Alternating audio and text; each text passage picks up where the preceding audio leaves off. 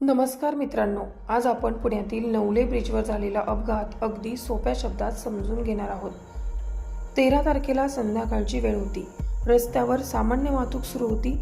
तेवढ्यात उतारावरून एक मोठा ट्रक खाली येत होता. काही अंतरावर आल्यानंतर त्या ट्रकचे अचानक ब्रेक फेल झाले.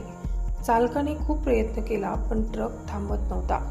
ब्रिजचा हा भाग उताराचा असल्यामुळे ट्रकचा वेग आणखी वाढत गेला. ट्रक अनियंत्रित झाल्यावर तो सरळ समोर चाललेल्या एका कारवर जाऊन आदळला. त्यामागून येणाऱ्या दुसऱ्या ट्रकनेही कारला धडक दिली आणि काही सेकंदातच कार दोन मोठ्या वाहनांच्या मध्ये चेंगरली. या धडकेनंतर वाहनांना आग लागली, धूर पसरला आणि लोकांना काही समजायच्या आतच मोठा अपघात घडून गेला. या दुर्घटनेत एका कुटुंबासह अनेक लोकांना जीव गमवावा लागला.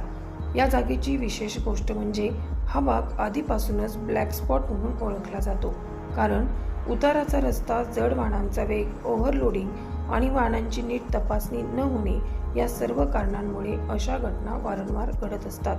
यातून एकच गोष्ट सिद्ध होते, रस्ता कितीही ओळखीचा असला तरी नियम पाळा, वेग नियंत्रणात ठेवा आणि वाहनांची तपासणी करूनच प्रवास करा, कारण चुकीचा क्षण कोणाचंही आयुष्य बदलून टाकतो.